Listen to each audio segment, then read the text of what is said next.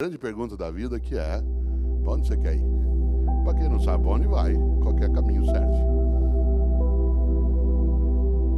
Talvez algumas pessoas não saibam, mas até o século I a.C., até o século I a.C. no mundo romano, o ano se iniciava em 1º de março. O ano se iniciava em 1º de março. O primeiro dia do ano era 1º de março. E o último era 28 de fevereiro.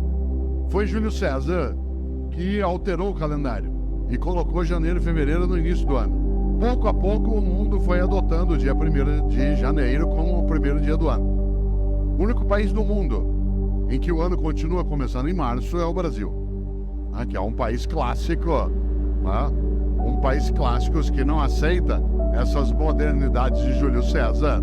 E para nós, março ainda não começou. Olha que coisa interessante. No entanto, no passado se usava o último dia do ano, que no caso era 28 de fevereiro, para pensar sobre a vida. Os antigos, no mês de fevereiro, usavam o final do ano para pensarem sobre o que tinham feito e o que deveriam fazer. Nós passamos a fazer isso com dezembro. Quando se aproxima 31 de dezembro, alguns e algumas têm o hábito de pensar naquilo que fizeram. Isso é típico de algumas religiões, entre elas o judaísmo, o islamismo e o cristianismo, que tem uma ideia muito forte na vida.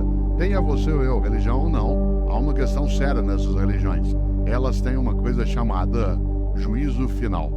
O que me assusta na ideia de juízo final não é o fato de ser final, mas o fato de ser juízo.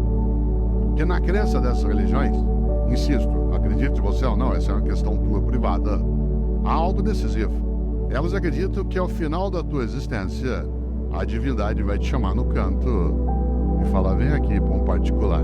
Seguinte, durante a tua vida, por que fez o que fez? E por que não fez o que não fez?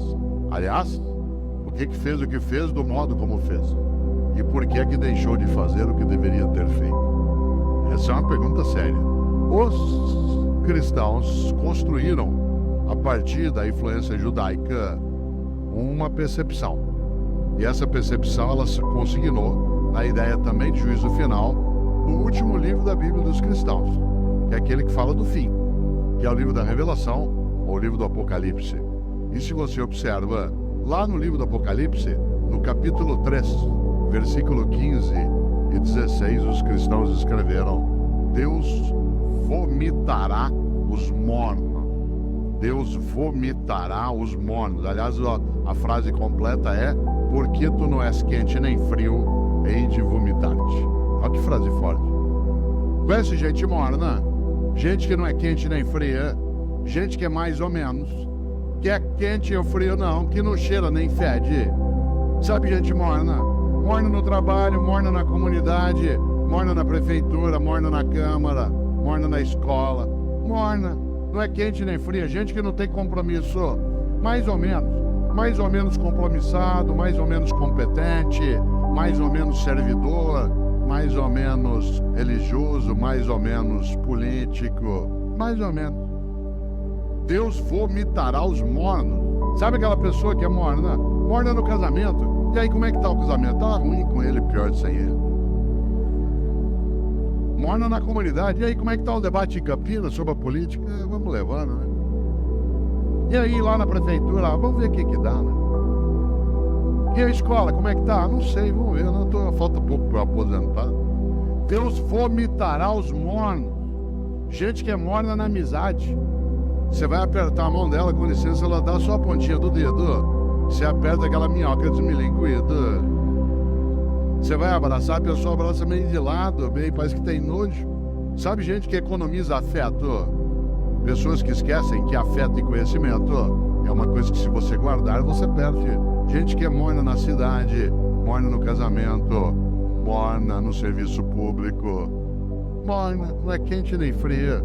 É morna na religião. Conheço gente, por exemplo, que vai a um culto ou uma missa. Um dos meus sobrinhos é pastor presbiteriano aqui em Campinas. Às vezes a gente brinca, né, sobre isso, curiosamente, porque tem gente que vai a um culto ou uma missa e escolhe o horário da missa, por exemplo, pelo tamanho rápido que ela tem. Se eu vou à missa das 10, naquela igreja que o padre faz uma missa rapidinho, então vai pra quê? Ou você acha que teu Deus é tonto? Você chama ele de todo poderoso e ele não sabe que você escolheu uma missa curta. Atenção, Deus vomitará os mornos. A vida é muito curta para ser pequena. E nesta hora, uma das coisas que dá inutilidade, superficialidade a uma vida é aquela em que a pessoa não percebe e nem pensa qual é a obra que ela tem. Eu, quando era secretário de Educação na capital, percebi um dia uma coisa muito interessante. Todas as vezes que um secretário vai visitar uma escola, e secretário de Educação visita escola todo dia, quem que ia comigo? Meu assessor, de chapa dourada, junto com a segurança. Entrava na escola, tinha banda, tinha salgadinho, a gente era levado para a sala da diretoria, as crianças cantavam a Aquarela do Toquinho. Eu tenho trauma até hoje, de tanto ouvir a Aquarela do Toquinho. Dava 2, 3 vezes por dia. Um dia eu falei isso pro Toquinho, eu falei, Toquinho, eu adoro a música, mas eu tenho trauma dessa. Quem que ia comigo? A pessoa já convertida, isto é, aquela que era do projeto político, que tinha entrado no mandato e, portanto, já estava previamente convencida de qual era a finalidade do que se fazia. Quem é que não entendia direito o que fazia? O servidor do dia a dia. No andar que eu era secretário, lá no fundo tinha uma cozinha, onde ficava Dona Maria, sim, uma pessoa real, que fazia café o dia inteiro para servir no gabinete do secretário. A gente vai recebendo pessoas e tomando café. No mesmo andar, lá no fundo, ficava o rapaz que tirava cópia xerográfica. No andar de baixo ficava a contabilidade, onde se fazia a nota de empenho. Sabe o que a Dona Maria achava que ela fazia na Secretaria de Educação? Café. Sabe o que o rapaz que tirava cópia xerográfica achava que fazia na Secretaria de Educação? Tirava cópia xerográfica. A moça que fazia nota de empenho achava que o trabalho dela era fazer nota de empenho. O que ela não tinha visão da obra. E por isso eles estavam na rotina do dia a dia. Não havia um entusiasmo. Um dia eu decidi mudar essa lógica. E decidi que em vez de ir comigo visitar a escola, com banda, com merenda, com criança, com tudo, em vez de ir quem já estava convertido, era melhor levar pessoas do dia a dia da secretaria. A primeira que foi comigo foi Dona Maria. Uma novidade. Primeiro, andar no carro do secretário. Segundo, no banco de trás. Terceiro, joelho com joelho. E ao chegar na escola comigo, chegar lá na escola, em vez dela ir fazer o café e servir, ela ia ser servida. E ela entrava e via a banda, e via as crianças, e via a reforma da escola. Vocês não fazem ideia. Quando Dona Maria voltou, a partir dali era outra Dona Maria. De repente ela entendeu uma coisa, que o que ela fazia na Secretaria de Educação não era café, era educação. E aquilo que ela fazia, e o jeito dela de fazer educação era fazer café, virava escola, criança, cidadão atendido. No dia seguinte ela viu o rapaz do Xerox que passava o dia inteiro naquela máquina fazendo aquele gesto. E ele ficou boquiaberto, porque ele não fazia ideia que o que ele fazia não era tirar cópia, o que ele fazia era educação escolar. E o jeito dele fazer educação escolar era nos ajudar, tirando cópia. Vocês precisam ver a moça, que fazia nota de empenho. Ela imaginava que a tarefa dela era passar o dia ali fazendo nota de empenho. Quando ela viu que as notas de empenho viravam reforma, criança, comunidade, criança brincando, estudando, ela ficou boquiaberta. O que ela não tinha entendido? O propósito. O propósito, isto é, qual era a obra dela? A obra não era fazer nota de empenho, era construir educação escolar numa comunidade, usar os recursos de maneira adequada para elevar a vida. A partir dali, tanto faz quem era o governo. Por isso, vida com propósito, algo que é muito perigoso, que é gente morna. Porque essa gente morna, ela, de maneira geral, ela acha que o que ela faz é só aquilo como um emprego. Isso é comum.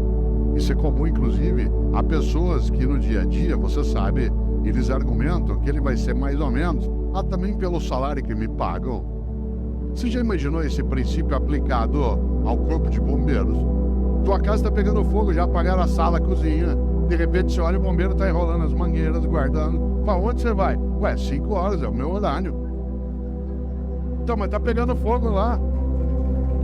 Não, mas é meu horário, me paga até essa hora. Já imaginou um cirurgião no hospital fazendo uma sutura de apêndice? Tem que dar 20 pontos na sutura ali no teu ponto de Mike Barnes para poder fechar direitinho. Eu não tenho equipamento para fazer laparoscopia. O que ele faz? O oitavo ponto fala, vou parar aqui mesmo, pelo que me pagam, ó. 8 pontos tá bom já. Você já imaginou? Você sabe que há pessoas que se conduzem desse modo no cotidiano, ó. Obviamente que eu não estou falando de trabalhar sem remuneração, estou falando de outra coisa. Da capacidade de entender o quanto que a vida é muito curta para ser pequena. E algumas pessoas se apequenam no modo como se relacionam na atividade que desenvolvem. Por isso, volto eu aqui a uma questão: qual é a tua obra?